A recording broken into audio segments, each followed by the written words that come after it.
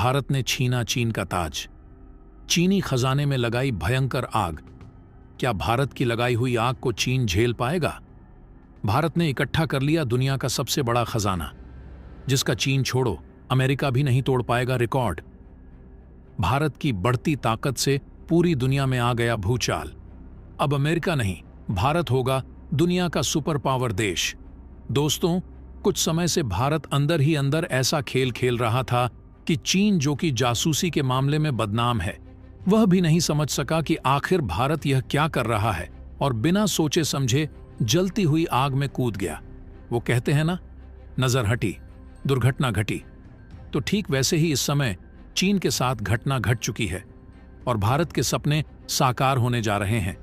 तो आइए जानते हैं कि भारत ने ऐसा क्या ही कर दिखाया है जो चीन को मजबूरन अपना ताज भारत को देना पड़ा।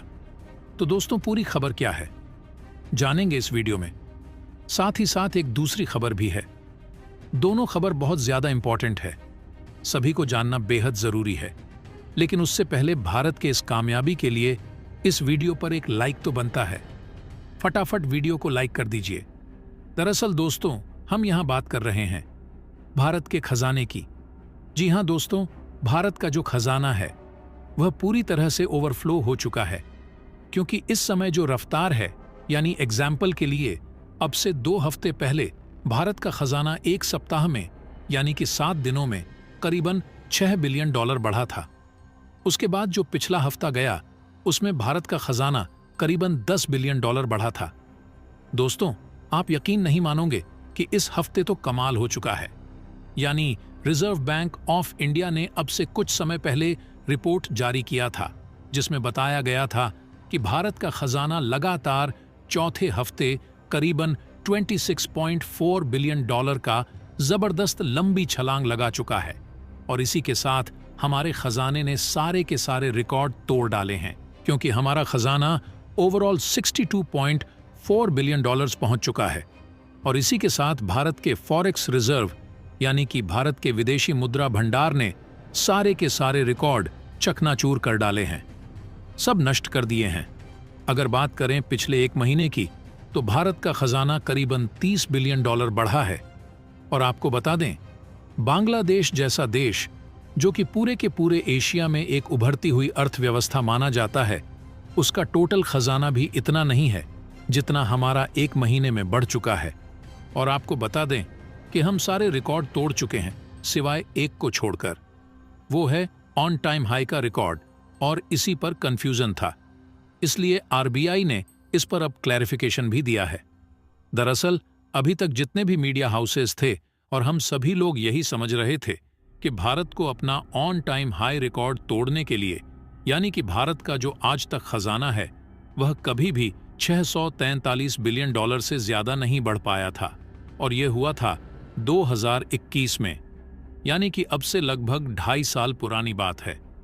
लेकिन आरबीआई ने बताया है कि 2021 में हमारा खजाना 642 या 43 नहीं था, वो था $645 बिलियन। तो देखिए, इसके पीछे सबसे बड़ा कारण बताया जा रहा है फॉरेन इन्वेस्टमेंट। भारत के अंदर जो विदेशी निवेश है वह बम्पर तरीके से बढ़ा है। खास करके जो बड़े फॉरेन इंस्टीट्यूशंस है जो इन्वेस्टमेंट करते हैं, उनका इन्वेस्टमेंट भारत में तेजी से बढ़ा है, कई बिलियन डॉलर में आ रहा है, और आने वाले समय में यह और बढ़ने के आसार हैं। ऐसे में भारत का खजाना कुछ ही महीनों में $700 बिलियन के पार चला जाए तो आप बिल्कुल भी आश्चर्यचकित मत होना। दोस्तों, अब चलते हैं दूसरी खबर की ओर। दरअसल दोस्तों, अब यह ऐसी खबर निकलकर सामने आई है जिसे देखने के बाद चीन के आम नागरिक यह कह रहे हैं कि काश हमने 2016 में डोकलाम और उसके 4 साल के बाद गलवान न किया होता, क्योंकि हमने एक ऐसे सोए हुए शेर को जगा दिया है जो सोया रहता तो ही बेहतर था। और देखा जाए तो चीन के आम नागरिक सोशल मीडिया पर जो यह बात लिख रहे हैं, यह 100% सच है।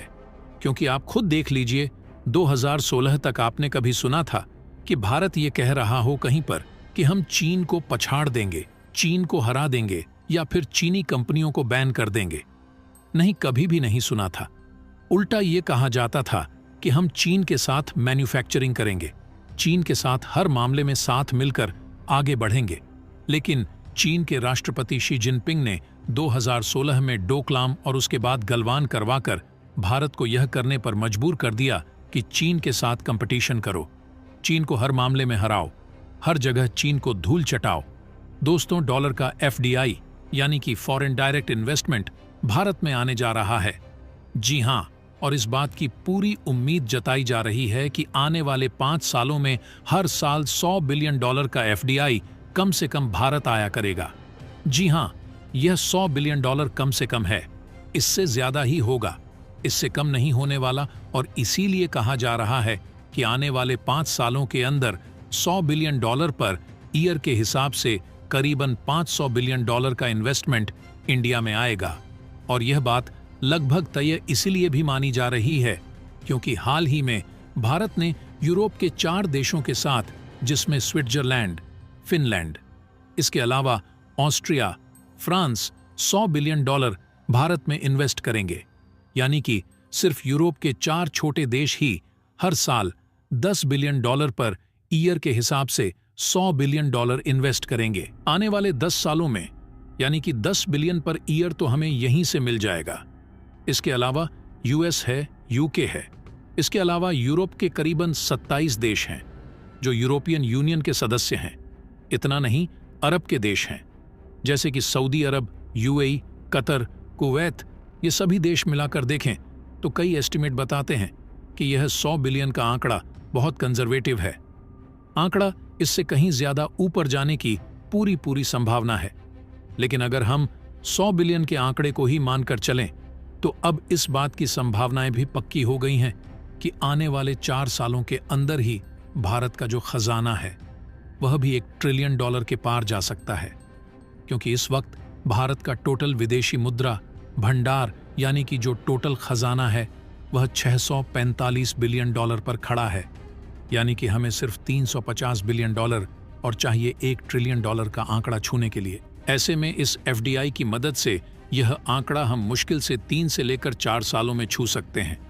क्योंकि जो FDI होता है इसका मतलब यह है कि विदेश में बैठा कोई निवेशक भारत में पैसा लगाना चाहता है, भारतीय कंपनियों में, भारतीय स्टॉक मार्केट में।